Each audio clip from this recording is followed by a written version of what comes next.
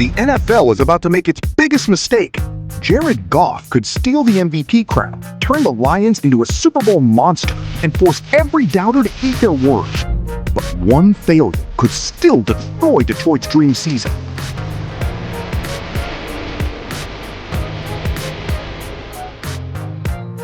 Because guess what? We can't deny who's number one right now, the way the Detroit Lions are looking. What are they doing in Detroit? Not only have they been balling, on an elite level, they got balance. They run the football. They pass the football. Jared Goff right now is my MVP of the National Football League, the way that he's been playing. And then they just went out and they got another edge. It could be this year. It could be this year with this schedule, which you could make the case that because it's an easier schedule, they might be ahead in more games where they pull back the reins. But you never know with the weapons they have in the yards after catch they could get. Jared Goff could hit 5,000 yards. So for the last 10 minutes, I got to ask you, is it totally unhinged for me to say that Jared Goff could sneak up, put his name in this MVP conversation, and win it this year? Go ahead, Stick. Take it, Stick. It's all you, baby. I mean, it's not out of the conversation, right? He was a top 5 voting candidate for MVP 2 years ago. He's consistently, I mean, if you put up all the numbers over the past 4 years in an aggregate, he is the MVP of the entire NFL because nobody's touching him on any stat line when it comes to the quarterback position. He is the ringleader of this team. He's going to have better offensive line help. He's got a second year of Tesla, who had the best touchdown conversion rate for passes thrown to him last year. Amon-Ra St. Brown and J-Mo aren't going to lead the league in drops this year, so you would anticipate at least 15 more completions, which would have put him damn near 80% completion percentage, which is MVP ranking. If he takes a team that finished last in the division, wins the division this year, and then goes on to do great things in the playoffs, that's another feather in his cap. He plays the quarterback position, which we know is the only position that wins the MVP. I mean, all the things have lined up for Jared Goff to win the MVP.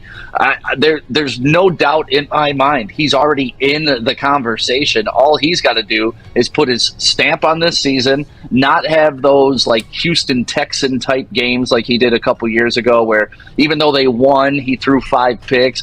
But he puts up the numbers. If the team's winning and following behind him and we have that momentum, there is no reason Jared Goff will not be the MVP of the NFL in 2026. Yeah, it's not crazy. That's my prediction isn't that he'll win it, but we've talked about it. When it comes to the numbers the past 4 seasons, Jared Goff has them. If you told me right now that he had a season where he threw for 47 or 4,800 yards. I'm not going to go 5,000. I'll say 47 or 4,800. He throws for 37 touchdowns like he did in 2024. Throws for 37 and 8 interceptions like he did in 2025, the 8 interceptions. And the Lions are 12-5, or actually it'd probably take more like 13-4. Yeah, Jared Goff will be in the conversation. He might not win it, but a top 5 MVP finish, maybe a top 3 MVP finish, that's not out of the question. Is his biggest competition not Josh Allen and Joe Burrow, Lamar Jackson? Is it the phrase system quarterback? Like, is it people looking and seeing that it's not actually Jared Goff doing it, it's the people around him? See, I think if the number's there, it's not going to matter too much because you've seen guys, and I'm not disrespecting these quarterbacks. Oh, yeah. You've seen guys like Jalen Hurts have a season where he was second. You've seen Brock Purdy, I think in 2023. Was he second? He was pretty high. Mm-hmm. And I'm not... Jalen Hurts and Brock Purdy are really good quarterbacks.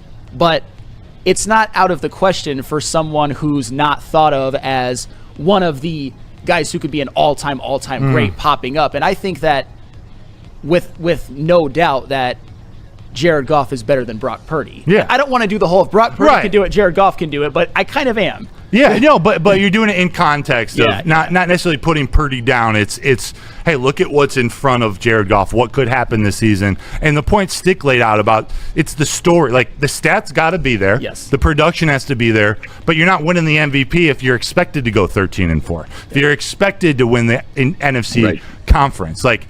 He has an opportunity to go from last to first in the NFC North. The Lions could very well win the NFC number 1 seed with this schedule they have. And your quarterback, if he throws for 5,000, if he throws for, you know what? we were talking before the show, and I was doing some math. Yeah. Stick might like this. If Jameson Williams and Amon-Ra St. Brown caught each one of those 22 passes that they dropped with the assumption that there were 0 yards after the catch. So I went and I found each one of those catches and marked them down as a catch, and you fall to the ground. He would have thrown for 4,819 yards. And obviously the completion percentage isn't up. It was like 255 more yards. So there were things that played against him last year. This year, if they clean up those things, if they actually have a competent offensive coordinator from start to finish this season, man, who knows what the stats are going to look like. And then if the Lions take care of business, his name will be right there. Stick?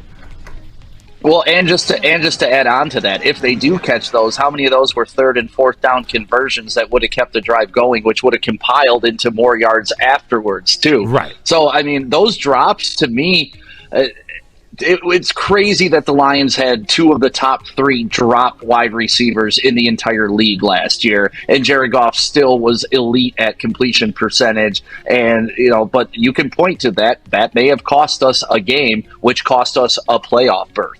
No, I mean, it's realistic. I mean, you look at the weapons that he has on this team to his disposal. These are elite weapons. Like, you can give it to Jahmyr Gibbs, and you give him space, and he can take it to the house. You can give it to Amon-Ra. He could take it to the house. You can give it to Jamel. He could take it to the house, especially with the utilization of Isaac Tesla being in this offense as well as a deep ball threat, a contested catch threat down the field for the Lions that they've missed since Tim Patrick. And I think Tesla is going to be way better than what Tim Patrick was. And then you also add Sam Laporta back into this team that Sam Laporta also missed, like half the season last year as well. So I mean, it's definitely realistic.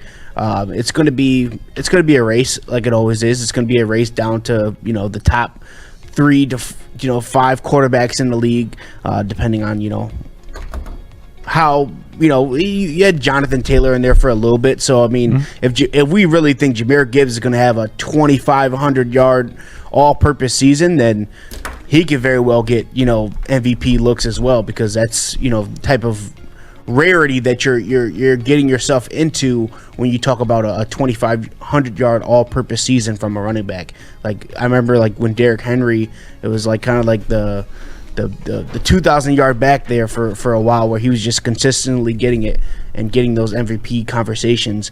So I mean, it's going to be I give him a top 5 chance, right? Nope. The NFL might be making a massive mistake. Because while the entire league is chasing the biggest names, Jared Goff is quietly building one of the strongest MVP cases of 2026.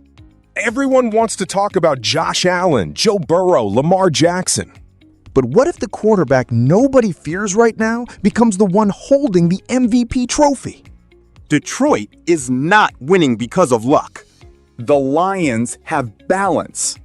They can run the football. They can attack deep. They can control games. And at the center of everything is Jared Goff.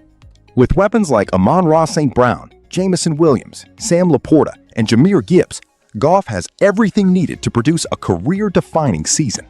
The biggest question is no longer whether Goff is good enough. The question is, can he finally force the NFL to stop doubting him? But an MVP season is built on numbers, and Goff's statistics could become impossible to ignore. Jared Goff already has the production. Over the last 4 seasons, he has been one of the NFL's most consistent quarterbacks. And entering 2026, everything is lined up for a massive jump. A realistic projection? Around 4,700 to 5,000 passing yards. Around 37 touchdowns. Around 8 interceptions. If Detroit finishes with a 12-5 or even 13-4 record, Goff's name will immediately enter the MVP race. Because the MVP award is not just about talent. It is about impact. A quarterback who takes a team from disappointment to championship contention becomes impossible to ignore. And that is exactly the story Jared Goff could create. But there is one major obstacle standing in his way. The same criticism that has followed him throughout his career. The biggest battle Jared Goff faces is not against other quarterbacks. It is against perception. Critics still say he is only successful because of Detroit's system and talented teammates. But last season showed something important.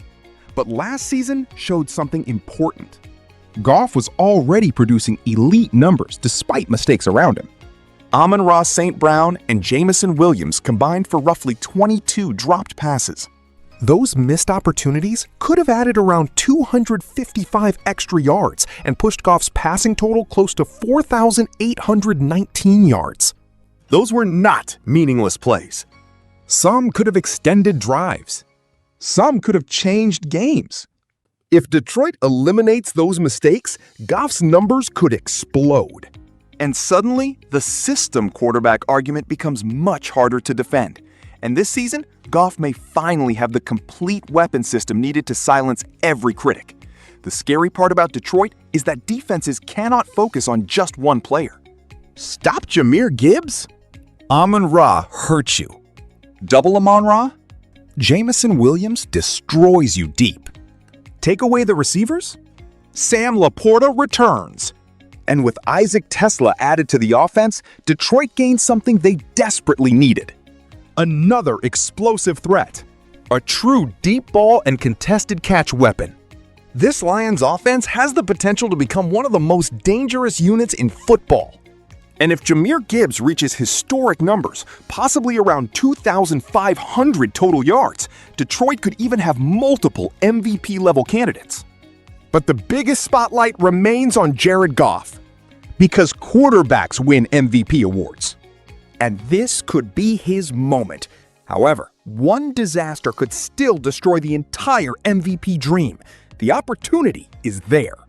But Jared Goff cannot afford to disappear when the pressure arrives.